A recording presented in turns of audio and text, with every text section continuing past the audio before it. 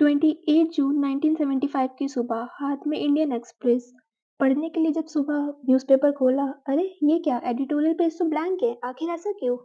दोस्तों, भारत एक लोकतांत्रिक देश है और एक लोकतांत्रिक देश के चार स्तंभों में से एक माना जाता है मीडिया। लेकिन देश में एक समय ऐसा भी आया जब लोकतंत्र के इसी चौथे स्तंभ की अभिव्यक्ति की स्वतंत्रता को छीन लिया गया और इसके पीछे की वजह थी देश में लगी हुई इमरजेंसी। जी हाँ, वही इमरजेंसी जिसे भारतीय लोकतंत्र में काला अध्याय कहकर याद किया जाता है।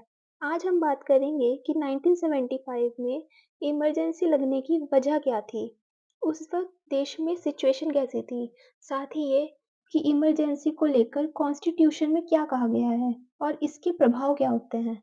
लेकिन सबसे पहले हम बात करेंगे कि भारत में इमरजेंसी में लगाया क्यों गया और इसकी शुरुआत कैसे हुई। अनाउंसमेंट ऑफ इमरजेंसी 26 जून साल 1975 की सुबह बाकी दिनों की तरह आम नहीं थी। इस दिन सुबह तो हुई थी, लेकिन लोगों की आवाज गुम हो चुकी थी। लोग अंधेरी कोठरी में बंद थे। 25 जून की वो रात बहुत लंबी हो गई थी।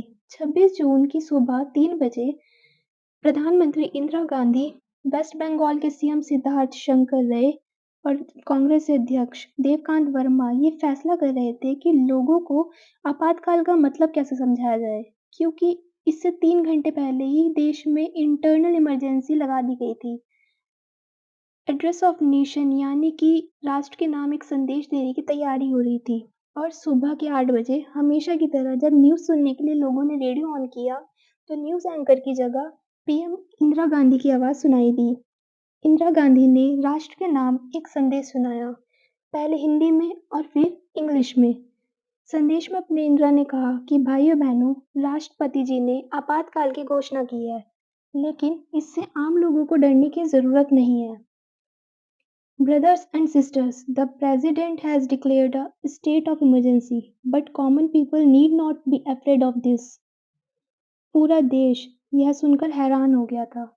बीते 8 घंटों में आज़ाद हिंदुस्तान में बहुत कुछ बदल गया था, लेकिन इमरजेंसी लगाने के पीछे आखिर वजह क्या थी? आइए समझते हैं। What were the reasons for the emergency? सबसे पहले हम बात करते हैं कुछ पॉलिटिकल रीजंस की। Conflict with the judiciary. Indira Gandhi साल 1971 के इलेक्शन में गरीबी हटाओ के नारे के साथ लड़ती हैं और रायबरेली विधानसभा सीट से उन्हें जीत मिलती है। इस इलेक्शन में उन्होंने अपोजिशन लीडर राज नारायण को बहुत ही बड़ी संख्या से हराया था। इसी साल दिसंबर में इंडो पाक वॉर में इंडिया को बड़ी जीत हासिल हुई। जीत का सहरा पीएम इंदिरा गांधी के सर बांधा गया। इससे इंदिरा गांधी की लोकप्रियता और ज्यादा बढ़ गई। 1972 में मध्य प्रदेश, महाराष्ट्र, राजस्थान और कर्नाटक में विधानसभा के चुनाव होने थे। इंदिरा गांधी ने बिहार, पंजाब और हरियाणा विधानसभा को समय से पहले ही भंग कर दिया और इन राज्यों में भी चुनाव कराने का ऐलान कर दिया। इन सभी राज्यों में इंदिरा की कांग्रेस को जीत मिली। साल 1972 में तमिलनाडु को छोड़कर पूरे भारत पर पूरे भारत पर इंदिरा की कांग्रेस का ही रूल था और इसके साथ शुरू हुआ इंदिरा का राज। इंदिरा ने सब कुछ धीरे-धीरे चेंज किया। इंदिरा इस समय काफ़ी ज़्यादा पॉपुलर हो चुकी थी। अपनी पॉपुलैरिटी को बनाते हुए उन्होंने 2 बड़े फैसले लिए। एक था प्रिवी पर्स का खात्मा और दूसरा था नेशनलाइजेशन ऑफ बैंक्स। हालाँकि उनके फैसलों से एक बड़ा वर्ग असहमत था। इन फैसलों को सुप्रीम कोर्ट में चैलेंज किया गया और सुप्रीम कोर्ट ने इन फैसलों को खारिज कर दिया। पीएम इंदिरा सुप्रीम कोर्ट के इस जजमेंट से खुश नहीं थी। उसके बाद उन्होंने इस जजमेंटल ऑब्स्टिकल को हटाने के लिए कॉन्स्टिट्यूशनल अमेंडमेंट का रास्ता हटाया। उन्होंने 24th और 25th अमेंडमेंट वो लेकर आई। 5 नवंबर 1971 को 24वां अमेंडमेंट लाया गया, जिसमें लिखा गया संसद कॉन्स्टिट्यूशन के किसी भी पार्ट में चेंजेस ला सकती है। और 1972 के अप्रैल में 25th अमेंडमेंट लाया गया। इसके तहत प्रॉपर्टी के फंडामेंटल राइट्स राइट्स को कर्टेल किया गया और कहा गया कि पब्लिक यूज़ के लिए अगर प्राइवेट प्रॉपर्टी को ज़ब्त किया जाता है तो कॉम्पेंसेशन का अमाउंट भी सरकार ही तय करेगी। उसमें कोर्ट किसी भी तरह का इंटरफेरेंस नहीं कर सकती। इन अमेंडमेंट्स को भी सुप्रीम कोर्ट में चैलेंज किया गया। और केशव आनंद भारती ने कोर्ट में अपना जजमेंट सुनाया। इसके बाद कोर्ट के पावर्स वापस से रिस्टोर हो चुकी थी और कहीं न कहीं इंदिरा गांधी का जुडिशरी से कॉन्फ्लिक्ट्स बढ़ते जा रहे थे। Movement in Gujarat and Bihar. इसके अलावा दोस्तों, इंदिरा जिन वादों की वजह से पीएम बनी थी, उन्हें वो कहीं न कहीं पूरा नहीं कर पा रही थी। देश में गरीबी बढ़ती जा रही थी, करप्शन, महंगाई, जमाखोरी अपने चरम पर थी। कई राज्यों में सूखा पड़ चुका था, उनमें से एक राज्य था गुजरात। ऐसे हालातों में लोगों में सरकार के खिलाफ गुस्सा बढ़ता जा रहा था और ये गुस्सा फूटा 20 नवंबर 1973 को, जब LD engineering college Ahmedabad engineering college के स्टूडेंट्स ने प्रोटेस्ट शुरू कर दिया। स्टूडेंट्स ने बढ़े हुए खाने के रेट के खिलाफ विरोध प्रदर्शन करना शुरू किया। उधर बिहार में नारा गूंजा, गुजरात की जीत हमारी है, अब बिहार की बारी है। 18 मार्च 1974 को बिहार में स्टूडेंट्स ने प्रोटेस्ट किया और बिहार विधानसभा का घेराव किया, जिसमें पुलिस एक्शन में 3 स्टूडेंट्स मारे गए। जब इसकी खबर जनता में पहुंची तो लोगों का गुस्सा फूट पड़ा और नतीजन 23 मार्च 1974 को बिहार बंद का ऐलान किया गया। सरकार ने प्रोटेस्ट को काबू करने के लिए बहुत से स्टूडेंट्स को अरेस्ट कर लिया, जिसके बाद स्टूडेंट्स यूनियन ने जयप्रकाश नारायण को बुलावा भेजा। जेपी एक फ्रीडम फाइटर थे और राजनीति से दूर रहकर समाज सेवा कर रहे थे, लेकिन जेपी दूर से सब देख रहे थे। जेपी ने स्टूडेंट यूनियन का इनविटेशन एक्सेप्ट किया और देश भर में आंदोलन की घोषणा कर दी। उसी दौरान समाजवादी नेता जॉर्ज फर्नांडिस ने रेलवे स्ट्राइक की भी घोषणा कर दी। 1974 से शुरू हुआ ये आंदोलन 3 महीनों तक चला।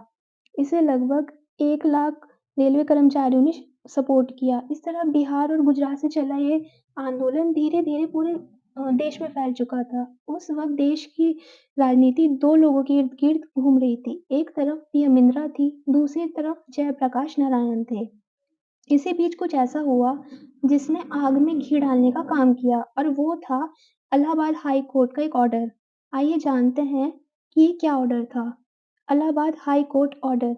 देश में सरकारें आम लोगों से लगातार दूर होती चली जा रही थी। साल 1974 में ही सुप्रीम कोर्ट में एक प्रेडिक्शन लगाई गई, representation of the people act 1951 में हुई अमेंडमेंट के खिलाफ। पिटीशनर राजनारायण, ये वही नाम था जिसने लगभग साढ़े 3 साल पहले यानी कि 24 अप्रैल 1971 को इलाहाबाद हाई कोर्ट में एक और पिटीशन दी थी और वो थी पीएम इंदिरा गांधी के चुनाव के खिलाफ। इसमें आरोप लगाया गया था कि पीएम इंदिरा ने इलेक्शन में अनफेयर मीन्स का यूज़ किया है और इसलिए उनके इलेक्शन को रद्द किया जाना चाहिए। आज़ाद भारत की में ये पहली बार हुआ था कि कोई प्राइम मिनिस्टर पद पर रहते हुए कोर्ट में पेश हुआ। 22 जून 1975 को इलाहाबाद हाई कोर्ट जज जगमोहन लाल सिन्हा ने पीएम इंदिरा गांधी का इलेक्शन कैंसिल कर दिया और अगले 6 साल तक उनके चुनाव लड़ने पर रोक लगा दी। मार्च 1971 के इलेक्शन में करप्शन के आरोप में इलाहाबाद हाई कोर्ट के इस फैसले ने भारत की राजनीति में गर्माहट पैदा कर दी। इसके बाद मामला सुप्रीम कोर्ट में गया।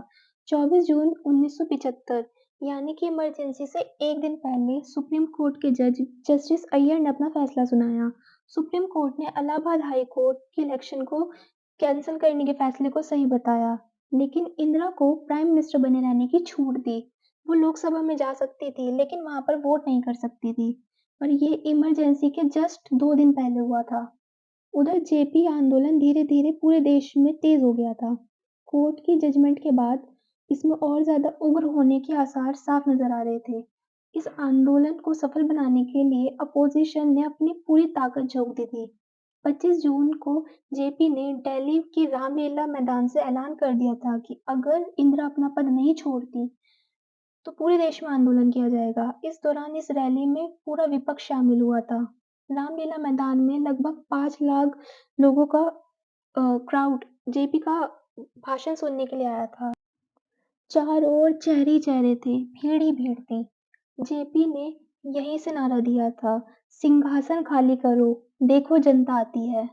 इंदिरा को डर था कि जयप्रकाश नारायण के आह्वान पर जनता तख्ता पलटना कर दे, जिसके बाद इंदिरा गांधी ने इंटरनल डिस्टर्बेंस को देखते हुए अपने कंसल्टेंट से सलाह ली और देश में 25 जून की आधी रात को नेशनल इमरजेंसी लगा दी। लेकिन इन सबसे अलग इंदिरा गांधी ने इसके पीछे कुछ और ही वजह बताई। आइए देखते हैं वो क्या थी।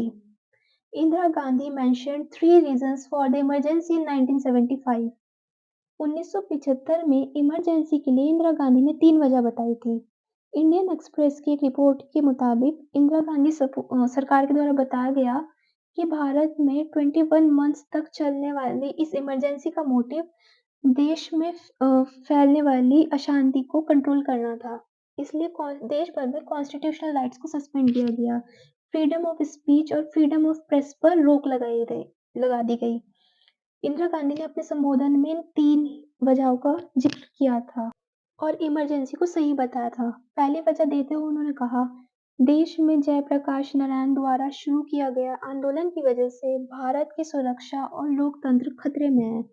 दूसरी वजह देते हुए उन्होंने कहा कि मेरे विचार हैं कि देश में तेजी से इकोनॉमिक डेवलपमेंट, बैकवर्ड क्लासेस और अंडर प्रिविलेज्ड के विकास की ज़रूरत है। और तीसरी वजह बताते हुए उन्होंने कहा कि विदेशों से आने वाली शक्तियाँ भारत को अनस्टेबल और वीक कर सकती हैं। दोस्तों, हम आपको बताते हैं कि इंदिरा गांधी जिस जयप्रकाश नारायण को देश के लिए खतरा बता रही थी, वो यही थे जिन्होंने कभी देश के पहले प्रधानमंत्री जवाहरलाल नेहरू के उप प्रधानमंत्री बनाना चाहते थे और ये वही थे जो कभी इंदिरा को मेरी प्यारी इंदु कहकर संबोधित करते थे। ये वही जयप्रकाश नारायण थे जिन्होंने कभी कुर्सी के लिए राजनीति नहीं की और ये वही थे जो इस वक्त देश के सबसे बड़े नेता थे। दोस्तों, इमरजेंसी हिंदुस्तान के लोकतंत्र पर लगा सबसे काला गहरा धब्बा है। इस इमरजेंसी के पीछे की असली वजह कौन रहा, इंदिरा गांधी या जयप्रकाश नारायण या कोई और? पूरी कहानी सुनने के बाद आप ये अच्छी तरह समझ सकते हैं।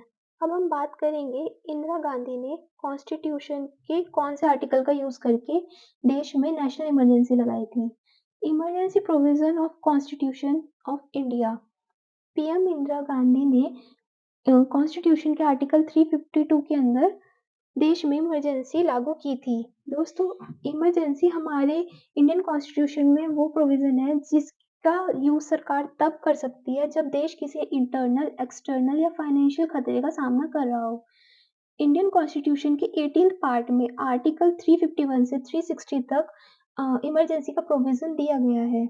इमरजेंसी के वक्त देश की सारी पावर सेंट्रल गवर्नमेंट के अंदर आ जाती है। देश की में इमरजेंसी केवल राष्ट्रपति ही लगा सकते हैं। बता दें कि इससे पहले पूर्व पीएम लाल बहादुर शास्त्री के समय 1962 इंडो चाइना वॉर के दौरान और 1971 इंडो पाक वॉर के दौरान भी आर्टिकल 352(1) के दौरान नेशनल इमरजेंसी लगाई गई थी। इंडियन कॉन्स्टिट्यूशन में 3 तरह की इमरजेंसी के प्रोविजंस हैं। पहला, नेशनल इमरजेंसी आर्टिकल 352, दूसरा प्रेसिडेंट्स रूल आर्टिकल 356 और फाइनेंशियल इमरजेंसी आर्टिकल 360। अभी तक भारत में कभी भी फाइनेंशियल इमरजेंसी नहीं लगाई गई, लेकिन इमरजेंसी की इन प्रोविजंस की ज़रूरत क्या है? तो बता दें, जब इंडिया आज़ाद हुआ, तो उस वक़्त संविधान को बनाने वालों ने इमरजेंसी जैसी सिचुएशन को इमेजिन करते हुए एक प्रावधान बनाया था, जिससे संकट के किसी भी वक़्त में देश की एकता, अखंडता और सुरक्षा का कभी खतरा ना हो। इसके तहत सेंट्रल गवर्नमेंट बिना किसी रोक-टोक के सीरियस डिसीजन ले सकती है और देश को उबार सकती है। इंदिरा गांधी ने इसी आर्टिकल का फायदा उठाते हुए देश में इमरजेंसी लगा दी थी। आइए जानते हैं उनके इस फैसले के क्या परिणाम देखने को मिले। Effects and consequences of emergency.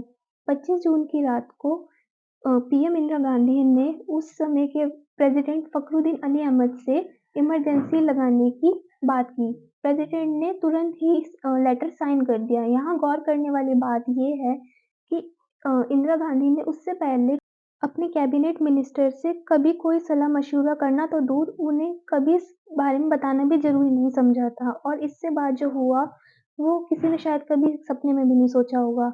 शाम को ही तमाम न्यूज़पेपर ऑफिस की बिजली काट दी गई, प्रेस पर सेंसेशन लगा दी गई, आधी रात को ही सोते हुए लोगों को जगाकर कहीं और ले जाया जाने लगा। सभी तरफ लोगों को अरेस्ट किया जा रहा था। मीसा और डीआईआर एक्ट्स जैसे देश में 1 लाख से ज़्यादा आम लोगों को, जिनमें 11,000 अपोज़िशन लीडर शामिल थे, अरेस्ट कर जेल में डाल दिया गया।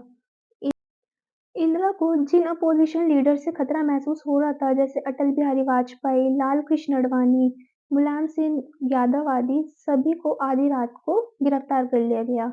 उसके बाद ही सबसे बड़े गांधीवादी नेता जेपी नारायण को भी अरेस्ट कर लिया गया। उन्होंने कहाँ सोचा होगा कि आज़ादी के बाद भी उन्हें एक बार फिर से जेल जाना होगा। इन सबके साथ ही सरकार ने नजरबंदी कानून का इस्तेमाल भी बड़े लेवल पर किया।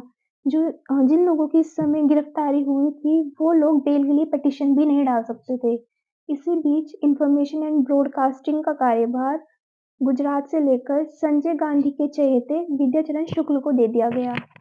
शुक्ल ने सेंसरशिप की बागडोर अपने हाथ में ले ली, जिसके बाद प्रेस सेंसरशिप का भयानक दौर चालू हुआ। अखबार छापने से पहले उसकी हर चीज पर नजर रखी जाने लगी। अगर कुछ अखबारों को छोड़ दें, तो पूरी की पूरी मीडिया इंदिरा गांधी के आगे झुकती नजर आ रही थी।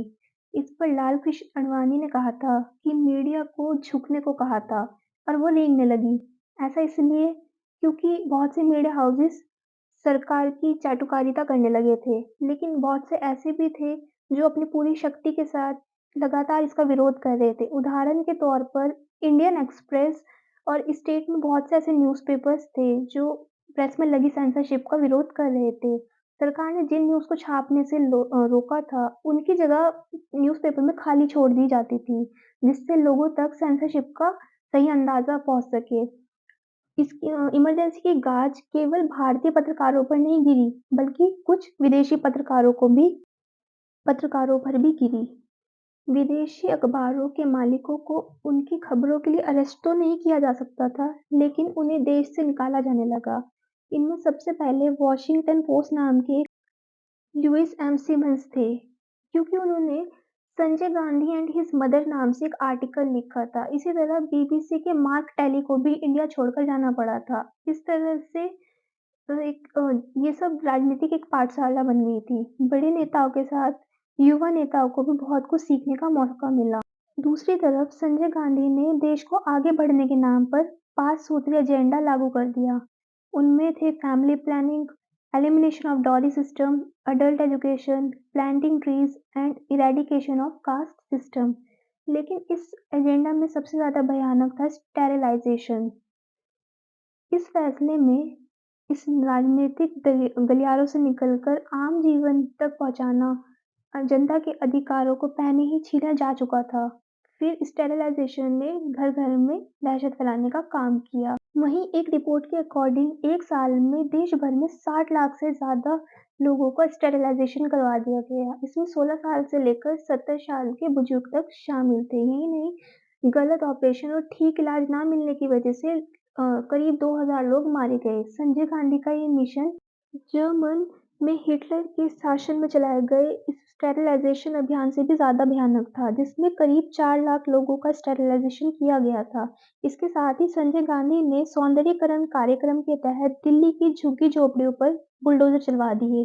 जो लोग इसके रास्ते में आए, उन पर गोली तक चलवा दी। आप सोच सकते हैं कि निरंकुशता का किस हद तक सरकार जा रही थी। खैर, हर काली रात की एक सुबह ज़रूर होती है। एक समय के बाद इमरजेंसी का भी अंत हुआ। आइए जानते हैं। Change after emergency. 21 महीने बाद 21 मार्च 1977 को आखिरकार इंदिरा गांधी ने इमरजेंसी को हटाने का ऐलान कर लिया। उन्हें सलाह दी गई थी कि इस समय अगर इमरजेंसी को हटाकर इलेक्शन करवा दिए जाए तो जीत उन्हीं की होगी। लेकिन इमरजेंसी लगाने का फैसला इंदिरा गांधी की सरकार और कांग्रेस को भारी पड़ा। इसके बाद हुए इलेक्शन में इंदिरा गांधी की सबसे बड़ी हार हुई और मोरारजी देसाई की लीडरशिप में देश में पहली बार गैर कांग्रेसी सरकार बनी।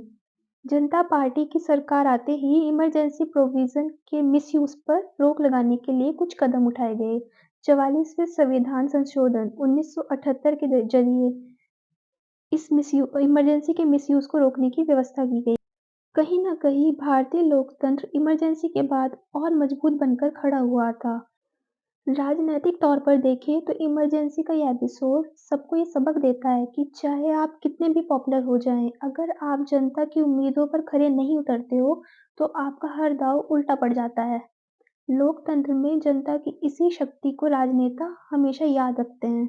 इसके अलावा इमरजेंसी के विरोध में मीडिया का योगदान भी हमेशा याद रखा जाता है। इमरजेंसी के काले अंधकार के हटने के बाद भारतीय राजनीति और ज़्यादा परिपक्व होती नजर आई। तो मेरे प्यारे दोस्तों, आई होप मैंने आज इस वीडियो के माध्यम से आपको जो कुछ भी बताया है वो आपको जान कर के अच्छा लगा होगा, आपको वीडियो पसंद आया होगा। तो प्लीज़ मेरे चैनल आरवी स्टडी स्टूडियो को सब्सक्राइब कीजिए ताकि आपको ऐसी ही इन्फॉर्मेटिव वीडियोस आगे देखने के लिए मिलती रहें। Thank you so much.